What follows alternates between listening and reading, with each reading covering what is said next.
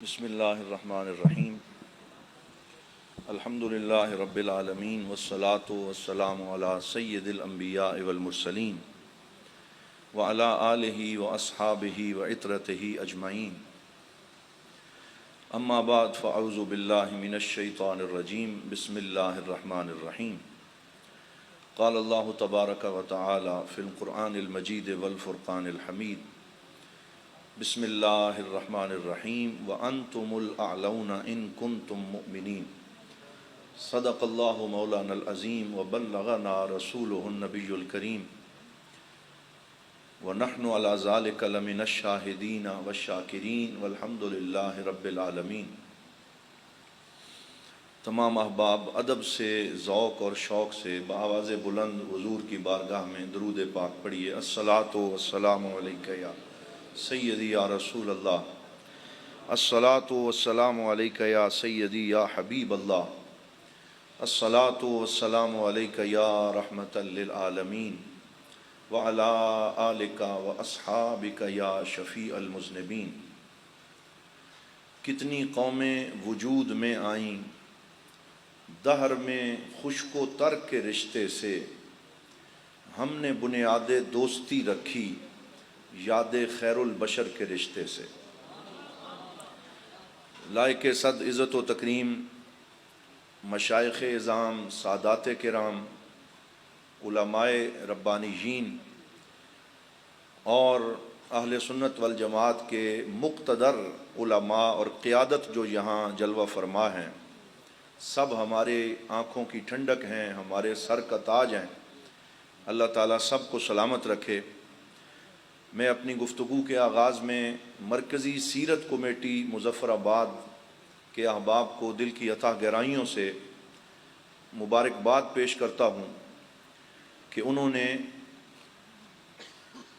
بہت خوبصورت اقدام کرتے ہوئے پورے اس علاقے کی علمی، دینی، روحانی قیادت کو جمع کیا اور ہم سب کو ایک چھت تلے بٹھایا۔ تو میں یہ شعر ان کو ڈیڈیکیٹ کروں گا کہ جو حبس کے موسم میں ہوا بانٹ رہا ہے، اس شخص کے ہاتھوں کا ہنر یاد رہے گا۔ تو محترم المقام جناب محترم عتیق الرحمان صاحب اور ان کی پوری ٹیم اور جتنے احباب اس بزم میں اور ان کو جمع کرنے میں شریک ہیں، سب کو سلام عقیدت اور محبت پیش کرتے ہیں۔ میری یہی خواہش تھی کہ میں اختتام تک تشریف رکھتا، یہاں بیٹھتا، حاضر رہتا، لیکن میرے لیے آج کیونکہ فیصل آباد کے آگے گوجرا ایک جگہ ہے، وہاں وعدہ کر رکھا تھا اور میں نے وہاں پہنچنا ہے اور سفر بڑا طویل ہے، تو اس لیے میں نے ریکویسٹ کی اور گزارش کی کہ جلدی چند گزارشات پیش کر لی جائیں۔ تو تین باتیں شروع میں جو ہمارے تین بڑے ملت اسلامیہ کے نام ہوئے ہیں ان کی میں بطور تحفہ پیش کرتا ہوں۔ پہلی بات ایک بہت بڑے اسکالر ڈاکٹر برہان احمد فاروقی رحمۃ اللہ علیہ کی، اس سے آغاز کرتا ہوں کہ جب علمی اور فکری تربیت کی بات آئی تو انہوں نے اہل سنت کو یہ پیغام دیا کہ اہل سنت والجماعت سے یہ گزارش ہے کہ ہمیشہ رسول اکرم صلی اللہ علیہ وسلم کے قدموں سے جڑے رہنا، حضور کے دامن سے وابستہ رہنا، سرکار کیا صلی اللہ علیہ وسلم کی ذات ہے۔ یہ پہلی گزارش ہے۔ اس لیے یہ جو آج کل دھڑے بندیاں ہیں، کوئی کہتا ہے میں اہل بیت کا ہوں، کوئی کہتا ہے میں صحابہ کا ہوں، کوئی کہتا ہے میں فلاں کا ہوں، تو ہم انہیں کہتے ہیں اہل بیت بھی رسول اللہ کے ہیں، صحابہ بھی رسول اللہ کے ہیں، تم رسول اللہ کے ہو جاؤ، دنیا اور آخرت تمہاری ہو جائے گی۔ اس سے آگے پیچھے سوچتے کیوں ہو؟ ہم رسول اللہ کے، جنت رسول اللہ کی۔ تو یہ پہلی گزارش ہے۔ اور دوسری گزارش یہ ہے کہ ہمارے جو اسلاف ہیں ان میں سے کسی نے بھی ہمیں امت میں امت بننے کا درس نہیں دیا۔ یہ جو اسٹیٹ انڈر اسٹیٹ کی بات کی جاتی ہے، امت کے اندر امت، ریاست کے اندر ریاست، اس سے فتنے جنم لیتے ہیں، فساد جنم لیتا ہے۔ اس لیے میں ہاتھ باندھ کے آج تمام مذہبی قیادت سے ایک طالب علم کی حیثیت سے گزارش کرتا ہوں کہ امت کے مرکزی دائرے کے ساتھ رہیں، امت میں امت نہ بنائیں، امت میں کوئی اور دھڑا کھڑا نہ کریں، کوئی الگ شناخت نہ بنائیں، بلکہ حضور صلی اللہ علیہ وسلم کی امت کا جو مرکزی دائرہ ہے اس کا حصہ رہیں۔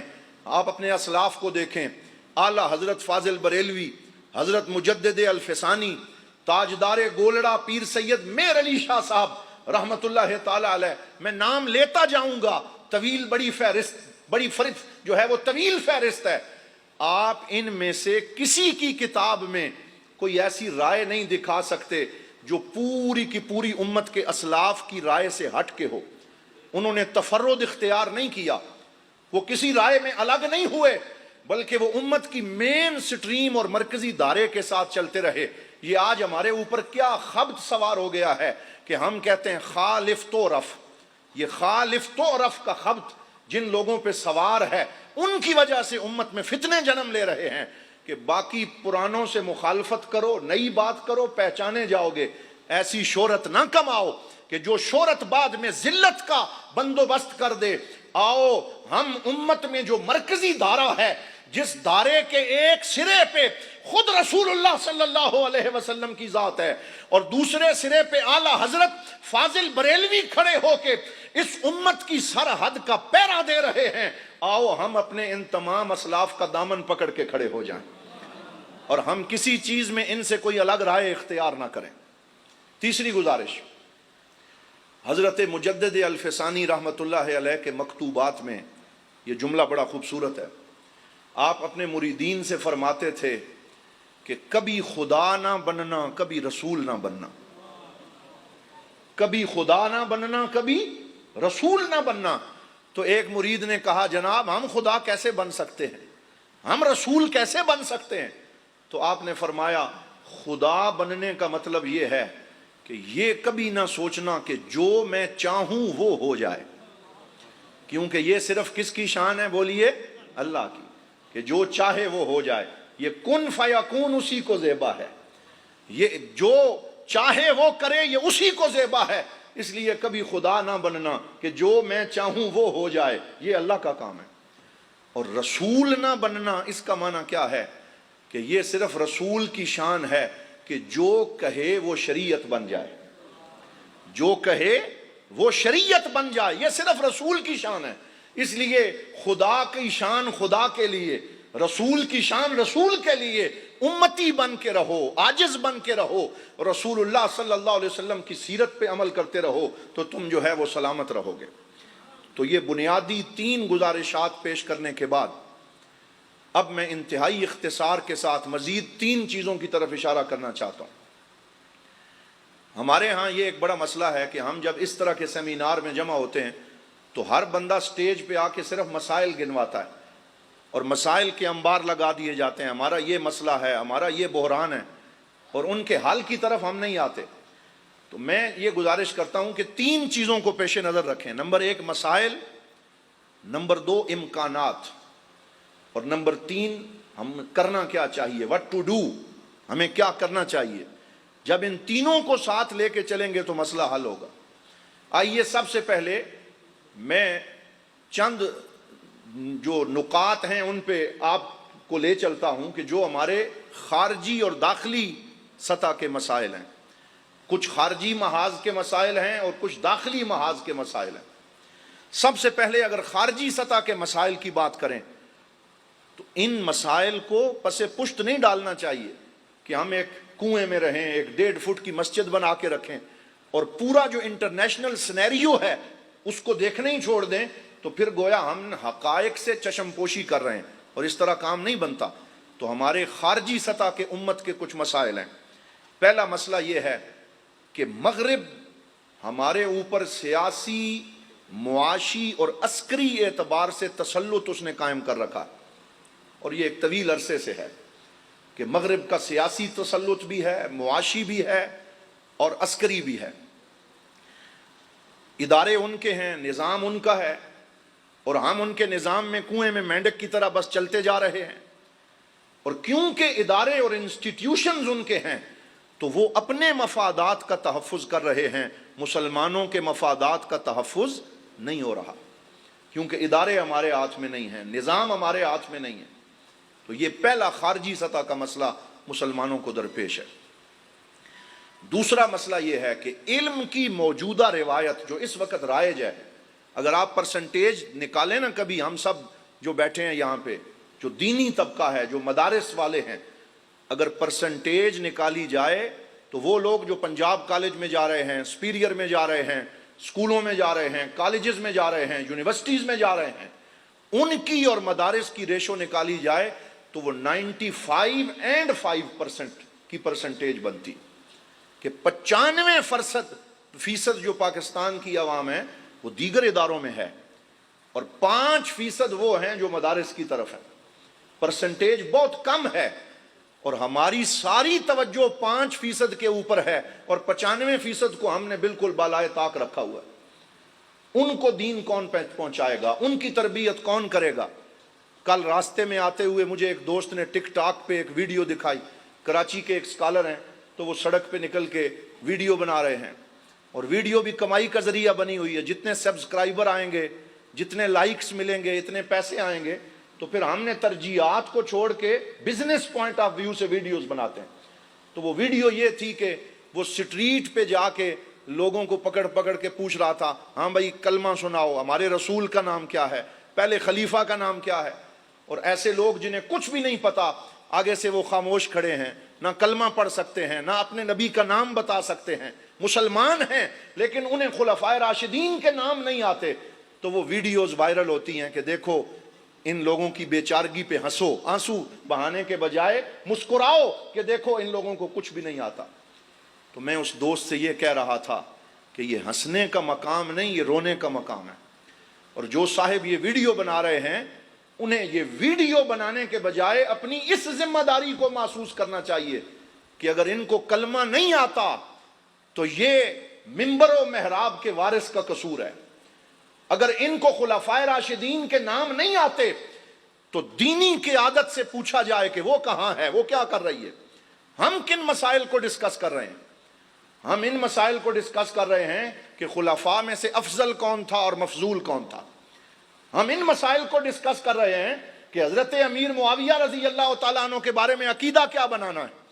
हम इन मसाइल को डिस्कस कर रहे हैं कि पुरानी तारीख खंगाल के नऊज़ु बिल्लाह गड़े मुर्दे उखाड़े जाएं। हम वहां लगे हैं, नहनु फी वादिन वन्नासु फी वादिन आखर, हम किसी और वादी में हैं, लोग किसी और वादी में हैं। वो हमारा इंतजार कर रहे हैं कि आलिम अपने झगड़ों को छोड़ के कुछ नजर करम इधर भी करे, कुछ हमें भी दीन बताए, कुछ हमें भी नमाज रोजे के मसले बताए, कोई शॉर्ट कोर्सेज बनाए, कोई हमारे साथ आके बैठे, हमें हुजूर का दीन बताए, हमें कुरान का तर्जुमा सिखाए, हमें बताए हमारा दीन क्या है। लेकिन अफसोस आलिम दीन के पास, अवाम के पास जाने का वक्त नहीं है। वो पहले आपस में झगड़े खत्म करना चाहता है और झगड़े खत्म करने के नाम पे नए झगड़े बनाए जा रहे हैं। ऐसे महाज पे हम अपनी ताकतें जाया कर रहे हैं कि जहां दुश्मन भी हमारे ऊपर हंस रहा है कि हमें करना क्या था और हम कर क्या रहे। तो हमें अपने खारजी सतह के उन मसाइल का इदराक नहीं है। एक और मसला जिसकी तरफ इशारा करना चाहता हूं, इल्म की गालिब रिवायत भी इस वक्त हमारे हाथ से निकल चुकी है। अभी आप आला हजरत फाजिल बरेलवी का खुतबा सुन रहे थे, कितना प्यारा खुतबा है। 72 किताबों के नाम उन्होंने सुना दिए, लेकिन इकबाल मुझे और आपसे कह रहा है कि थे तो आबा ही तुम्हारे, मगर तुम क्या हो, हाथ पर हाथ धरे मुंतजिरे फरदा हो। कब तक आला हजरत के खुतबे सुना के गुजारा चलाएंगे? कब तक पिदरम सुल्तान बूद का नारा लगाएंगे कि मेरा बाप बादशाह था, मेरा बाप बड़ा आलिम था। हम क्या कर रहे हैं? हमारी क्या जिम्मेदारी है? जिन्होंने खुतबा सुनाया मैं उनको दाद देता हूं, सलाम अकीदत भी पेश करता हूं।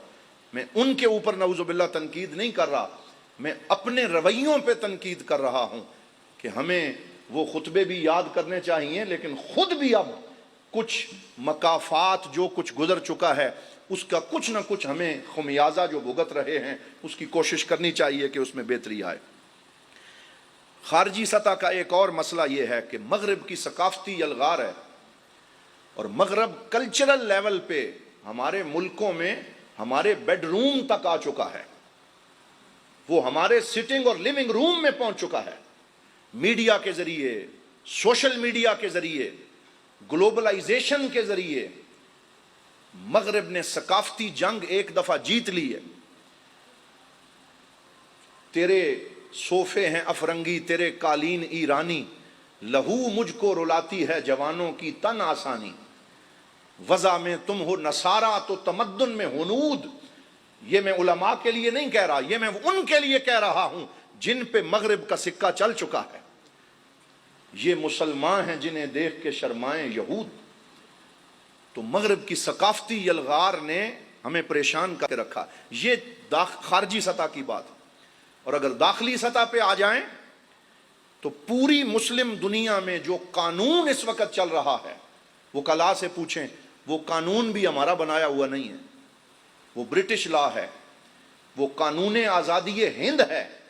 پاکستان 1947 میں آزاد ہوا اور ایک ملک بنا، اور جو قانون آج بھی پاکستان میں چل رہا ہے وہ 1935 کا قانون آزادی ہند ہے۔ اگر ٹاٹ میں مخمل کے پیوند لگائے جائیں تو پھر اس سے گزارا نہیں چلتا۔ ایک دفعہ میں اسلام آباد میں اسلامک یونیورسٹی میں گیا، دا اسلامائزیشن آف لا کے اوپر ایک مقالہ پڑھنا تھا، اور حضرت ضیاء الامت جسٹس پیر محمد کرم شاہ الازہری نے بطور جسٹس آف شریعت کورٹ اسلامائزیشن میں کیا کردار ادا کیا۔ مقالہ میں نے پڑھا، جسٹس جواد ایس خواجہ جو ہمارے سپریم کورٹ کے چیف جسٹس رہ چکے ہیں، وہ سٹیج پہ آئے اور انہوں نے خود اپنے اس نظام سے پردہ انہوں نے خود ہٹایا، اور جو جملہ انہوں نے کہا وہ کیا تھا؟ وہ کہنے لگے کہ ہم نے وہی انگریز کا قانون مسلمانوں پہ چلا دیا، اور اس پہ آج تک ہم اپنا اسلامی قانون پاکستان اور آزاد کشمیر کو نہیں دے سکے۔ پھر انہوں نے مولانا روم کا شعر پڑھا اور وہ کہنے لگے کہ ایک مولانا روم فرماتے ہیں، ہر بنائے کوہنا کہ آباداں کنند، اولا بنیاد را ویراں کنند۔ کہ ہونا تو یہ چاہیے کہ ہر پرانی بلڈنگ جہاں نیا سٹرکچر کھڑا کرنا ہو، پہلے اس کی بنیادیں کھودو، اس کی بنیادوں کے پتھر نکال کے نئی بنیادیں رکھو، پھر وہ بنیاد اور عمارت صحیح بنے گی۔ ہم نے انگریز کی بنائی ہوئی بنیادوں کے اوپر اپنی بلڈنگ کھڑی کرنے کی کوشش کی ہے۔ قانون ان کا ہے اور ہم اس کو اسلامی رنگ چڑھانے کی کوشش کر رہے ہیں۔ کتنا اسلامی بن سکے گا؟ یہ ہمارے داخلی سطح کے مسائل میں سے ایک بہت بڑا مسئلہ ہے۔ لارڈ میکالے کے منٹس جو 1835 میں شائع ہوئے، اب اردو ترجمے کے ساتھ انٹرنیٹ پہ دستیاب ہیں۔ لارڈ میکالے کے منٹس جو اس نے ہندوستان کے مسلمانوں کے بارے میں لکھے تھے، اور اس میں ہمارے پورے تعلیمی نظام کو جس طرح اس نے چینج کیا۔ اقبال فرماتے ہیں کہ اور وہ اہل کلیسا کا نظام تعلیم ایک سازش ہے فقط دین و مروت کے خلاف، تعلیم کے تیزاب میں ڈال اس کی خودی کو، ہو جائے ملائم تو جدھر چاہے اسے پھر۔ ہمارے پورے تعلیمی نظام پہ ان کی چھاپ غالب ہے۔ پھر ایک اور بات، ہمارے پاکستان اور اس بر صغیر کے مسلمانوں کا ذہن مغرب کے مقاصد کو قبول کر چکا ہے۔ یہ ہمارا داخلی چیلنج ہے کہ مغرب کے مقاصد کو ہم اندر اندر سے مان چکے ہیں۔ اقبال فرماتے ہیں، تیرا وجود سراپا تجلی افرنگ، تیرا وجود سراپا تجلی افرنگ، کہ تو وہاں کے عمارت گروں کی ہے تعمیر۔ کہ کیونکہ تجھے پڑھانے والا، تیرا سکول سسٹم سارے کا سارا مغرب سے آیا ہے، تو پھر سوچ بھی ساری کی ساری اور مقاصد بھی مغرب والے ہم اختیار کر چکے ہیں۔ لیکن اپنے ان تمام خارجی اور داخلی چیلنجز کو بالائے طاق رکھتے ہوئے افسوس ہوتا ہے کہ ہماری علمی دینی قیادت ایک دوسرے کو کافر ثابت کرنے میں مشغول ہے۔ میں آج آپ کے سامنے 3 اقوال اعلیٰ حضرت الشاہ احمد رضا خان فاضل بریلوی، امام عاشقان اہل سنت، 3 اقوال فتاوی رضویہ سے پیش کر رہا ہوں۔ پہلا قول سماعت فرمائیں۔ فتاوی رضویہ 12ویں جلد صفحہ نمبر 317 فرماتے ہیں، اہل کلمہ فرض قطعی ہے، اعلیٰ حضرت فرماتے ہیں فرض قطعی ہے کہ اہل کلمہ کے ہر قول و فعل کو اگرچہ بظاہر کیسا ہی شنی و فضی ہو، حتی الامکان کفر سے بچانے کی کوشش کریں۔ اہل کلمہ کے ہر قول کو چاہے جتنا بھی شنی ہو، فضی ہو، لیکن اسے کفر سے بچانے کی کوشش کریں۔ آگے فرماتے ہیں اگر کوئی ضعیف سے ضعیف، نحیف سے نحیف تعویل پیدا ہو جس کی روح سے حکم اسلام نکل جاتا ہو تو اس کی طرف جائیں، اور اس کے سوا اگر ہزار احتمال جانب کفر جاتے ہیں تو خیال میں نہ لائیں، یعنی کسی کے بارے میں ہزار احتمال اور آپشن کفر کے نکلتے ہیں اور کوئی بڑا کمزور آپشن ایمان کا نکلتا ہے، تو اعلیٰ حضرت فرماتے ہیں کفر کی طرف نہ جانا، اس کے اسلام کی طرف جانا۔ آج اعلیٰ حضرت کا نام لینے والوں کا رویہ کیا ہے، یہ سوال میں آپ کے اوپر چھوڑ کے جا رہا ہوں۔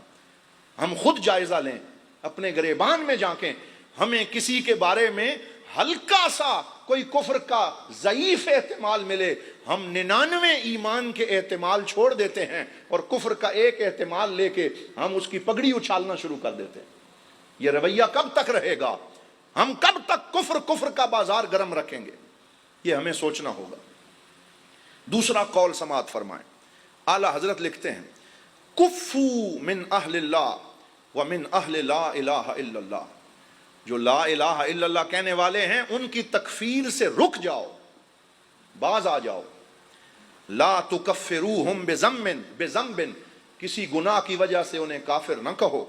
فمن کفر اہل لا الہ الا اللہ فہو الی الکفر اقرب، فرمایا جس نے لا الہ الا اللہ کہنے والوں کی تکفیر کی وہ خود کفر کے زیادہ قریب ہو گیا، وہ اپنے پاؤں پہ اس نے کلاڑی چلا لی۔ تیسرا قول، جو کسی مسلمان کی نسبت یہ جانے یا جو کسی مسلمان کے بارے میں یہ چاہے کہ اس سے کفر صادر ہو، یعنی یہ خواہش رکھے کہ تھوڑا سا فلاں بندہ کوئی مجھے گنجائش دے اور میں کفر کی مہر اس پہ لگاؤں، جو آدمی اس کوشش میں رہے کہ کسی بندے سے کفر صادر ہو، وہ کفر کرے یا نہ کرے، یہ چاہنے والا بھی کافر ہو جاتا ہے۔ یہ چاہنے والا کافر ہو جاتا ہے کہ جو کسی کے بارے میں کفر کی گنجائشیں ڈھونڈ رہا ہے۔ تو ہمیں اپنے رویے بدلنے ہوں گے۔ ہمیں، وہ علامہ اقبال نے کہا تھا کہ قرب کے امکان پیدا ہوں، وصل کے امکان پیدا ہوں تیری تقریر سے، دیکھ کوئی دل نہ دکھ جائے تیری تحریر سے۔ اس لیے اپنی کالی بھیڑیں بھی ضرور نکالیں، لیکن ایسا نہ ہو کہ اپنی کالی بھیڑیں نکالتے نکالتے پگیاڑ آ کے ہماری سفید بھیڑیں بھی کھا جائیں۔ وہ جو باہر والے ہیں، وہ جو ہر وقت ہمارے اوپر نظر رکھے ہوئے ہیں، جو ہر وقت ہمیں توڑنا چاہتے ہیں، کہیں ہم ان سے بے فکرے ہو کے آپس میں ایک دوسرے کو کاٹتے رہیں اور کفر کا مقصد پورا ہوتا رہے۔ یہ بڑی اہم بات ہے، اور میں سمجھتا ہوں کہ اگر آج کے اس سیمینار سے ہم یہ نیت لے کے اٹھیں، وحدت کی نیت، یگانگت کی نیت، توڑنے کے بجائے ملانے کی نیت، میرے پیر و مرشد حضرت قبلہ پیر محمد امین الحسنات شاہ صاحب دامت برکاتہم القدسیہ، آپ اکثر ایک بات ہمیں فرماتے ہیں اور میں سناتا رہتا ہوں کہ حضرت بابا فرید الدین مسعود گنج شکر کے پاس رحمت اللہ علیہ ایک بندہ کینچی لے کے گیا۔ آپ نے فرمایا مولانا مجھے کینچی نہ دو، مجھے سوئی لا کے دو۔ فرمایا سوئی کیا کرنی ہے؟ فرمایا فرید کاٹنے والا نہیں ہے، یہ کاٹے ہوئوں کو سینے والا ہے، یہ جوڑنے والا ہے۔ تو ہم تو حضرت بابا فرید الدین کے وارث ہیں، ہم تو خواجہ معین الدین چشتی اجمیری کے وارث ہیں، ہم تو شاہ ولی اللہ محدث دہلوی کے وارث ہیں، ہم تو اعلیٰ حضرت کے وارث ہیں۔ ہمیں توڑنا نہیں چاہیے، ہمیں ٹوٹے ہوئوں کو جوڑنا چاہیے اور ان کو قریب لانا چاہیے۔ اللہ تعالی ہمیں اس کی توفیق عطا فرمائے۔ جو مجھے وقت دیا گیا انشاءاللہ میں اسی میں اپنی معروضات سمیٹوں گا۔ ایک اور بات سماعت فرمائیں، کسی بھی تحریک کی کامیابی کے لیے 3 چیزیں ضروری ہوتی ہیں۔ بولیے کتنی؟ 3 چیزیں۔ پہلا ہوتا ہے نظریہ، جس نظریے پہ کوئی بھی تحریک چلتی ہے، چاہے وہ تحریک لبیک یا رسول اللہ ہو، چاہے وہ تحریک منہاج القرآن ہو، چاہے وہ بھیرا شریف کی علمی تحریک ہو، چاہے وہ سنی تحریک ہو، کوئی بھی تحریک، توجہ رکھیں، کوئی بھی تحریک وہ سب سے پہلے نظریے کی بنیاد پہ چلتی ہے۔ جس تحریک کے پاس نظریہ نہ ہو وہ تحریک کبھی بھی سروائیو کر سکتی نہیں۔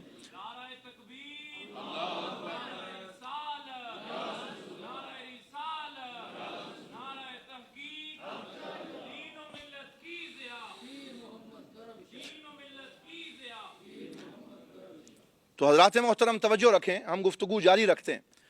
تو سب سے پہلی چیز نظریہ ہے، لیکن نظریہ خود چل کے کسی کے پاس نہیں جاتا.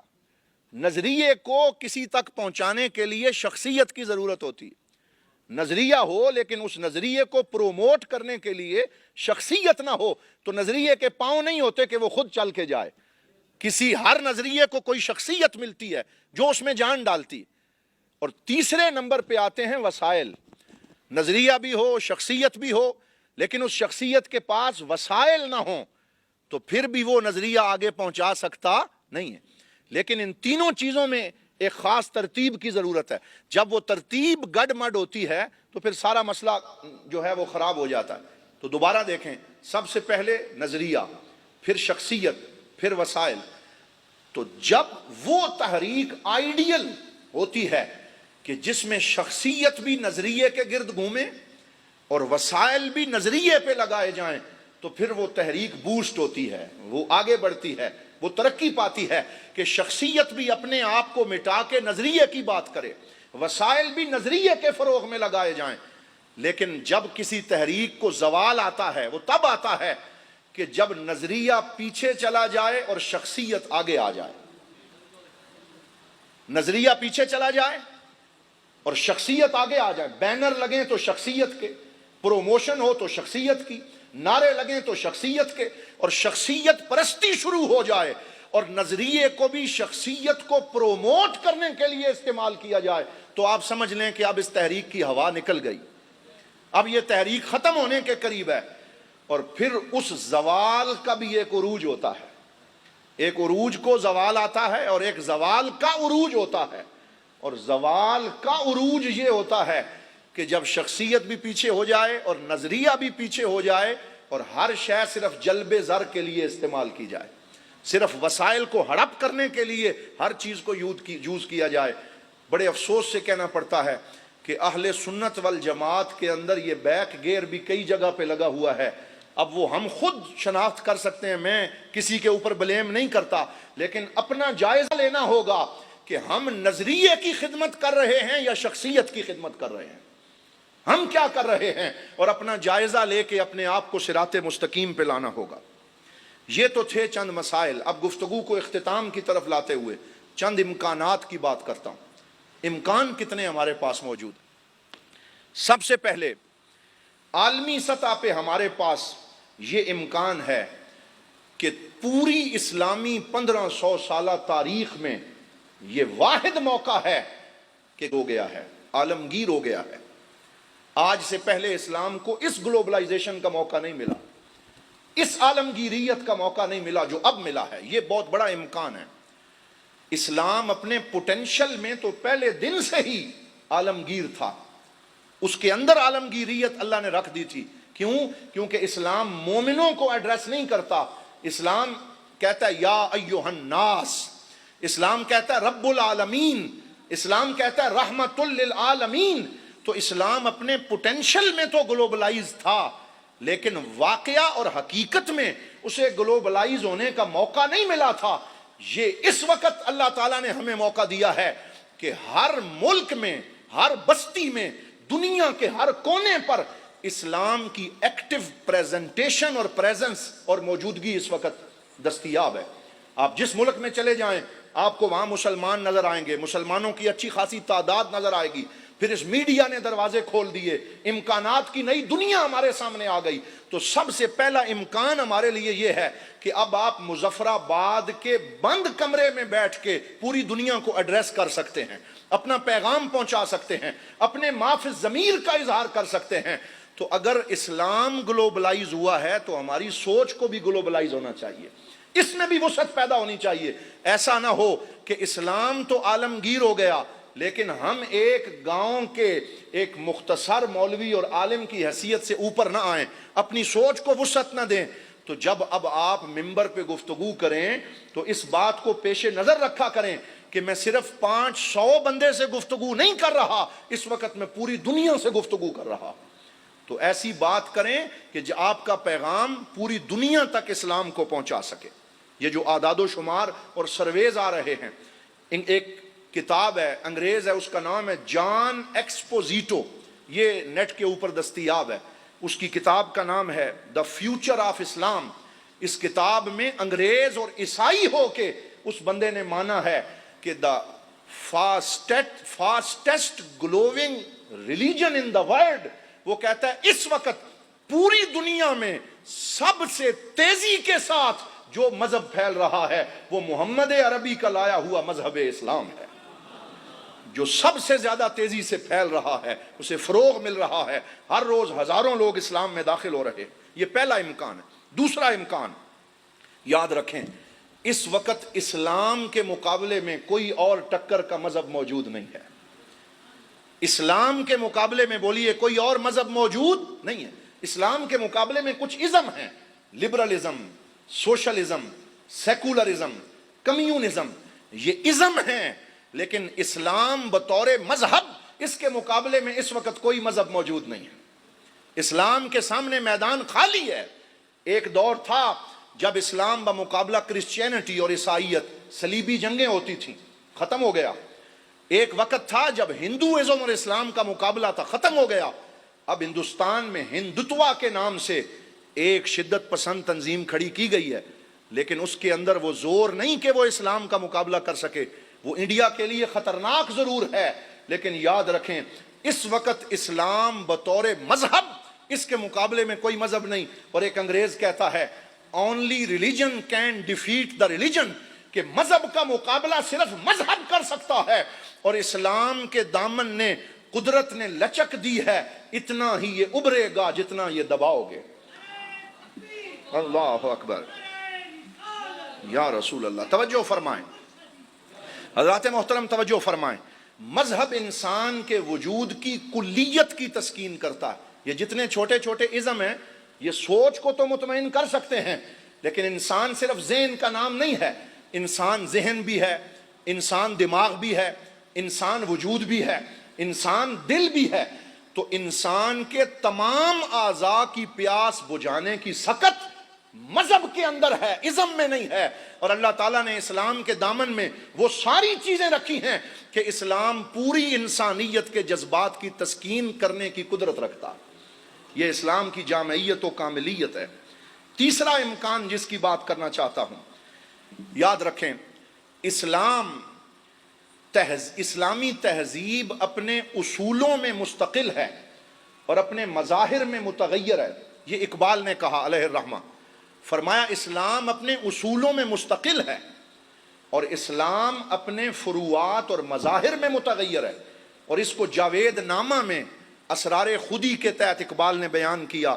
فرماتے ہیں ظاہر او انقلاب ہر دمے، باطن او از تغیر بے غمے.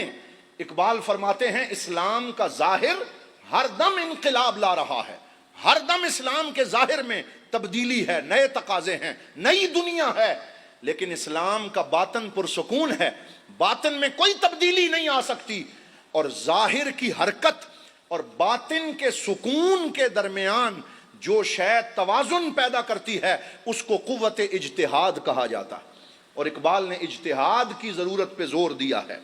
تو اسلام کے سامنے اب یہ امکان موجود ہے کہ اسلام اس وقت اپنے لیے نئے مراکز تلاش کر رہا ہے. اسلام اپنے مراکز بدلتا رہتا ہے. علامہ نے فرمایا تھا کریں گے اہل نظر تازہ بستیاں آباد، میری نگاہ نہیں سوئے کوفہ و بغداد. تو اقبال اشارہ کر گئے کہ اسلام کے نئے مراکز سامنے آنے والے ہیں، نئی قوت سے اسلام اٹھنے والا ہے. لیکن ہم اہل سنت والجماعت کی ذمہ داری کیا ہے؟ اب میں 1 2 3 4 4 ذمہ داریاں صرف ان کا نام لے کے جا رہا ہوں کہ اس وقت ہماری ذمہ داریاں کیا ہیں. پہلی ذمہ داری، ہم رد عمل کی نفسیات سے باہر نکلیں. یہ ہماری پہلی ذمہ داری ہے. یہ جو ہم نے عادت بنا لی ہے کہ کوئی بات کرے گا تو ہم ریئیکشن دیں گے، ہم ریئیکٹ کریں گے. یاد رکھو جب تک ہم ریئیکٹ کرتے رہیں گے اور رد عمل دیتے رہیں گے ہم کبھی بھی فروغ نہیں پا سکتے، آگے نہیں نکل سکتے. ہمیں رد عمل کی نفسیات سے نکل کر پیش قدمی کرنی ہوگی، آگے بڑھنا ہوگا، اپنے مقاصد اور اہداف کو واضح کرنا ہوگا. ہماری پہلی ذمہ داری یہ ہے کہ ہم رد عمل دینا بند کریں. جیسے وہ لوگ آگے بڑھ کے ہمارے مسلک کے اوپر ہماری مقدسات کے اوپر اٹیک کر رہے ہیں تو ہم علمی اٹیک کریں. علمی اٹیک سمجھتے ہیں نا کہ ہم نے جھگڑا نہیں کرنا, ہم نے تلوار نہیں اٹھانی, دلائل کی قوت سے سامنے آئیں اور بتائیں کہ اسلام مذہب حق ہے, اہل سنت مذہب حق ہے. اگر آپ مجھے اجازت دیں تو میں ایک چبھتا ہوا جملہ یہاں کہنا چاہتا ہوں, لیکن وہ اپنے لیے بھی ہے اور آپ سب کے لیے. یہ مفتی منیب الرحمان صاحب کا جملہ ہے, یہ میرا نہیں ہے, اور ابھی شاید ان کا خطاب بھی ہوگا, آپ تصدیق کر سکتے ہیں, میڈیا پہ موجود ہے. ان سے کسی نے پوچھا کہ جناب آپ بریلوی ہیں یا آپ اہل سنت ہیں؟ یہ آپ نے شاید سنا ہوگا.